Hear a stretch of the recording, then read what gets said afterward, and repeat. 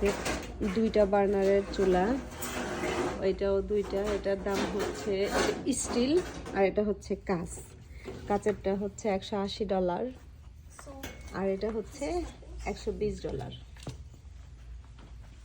$120টা 10,000 উপরে, 12,000 একটু কম আসবে, 11,000। আর এটা আসবে হচ্ছে 180 যেহেতু 10,000 উপরে, মানে এটার দাম মোটামুটি 16,000-এর মতো আসবে বাংলাদেশের।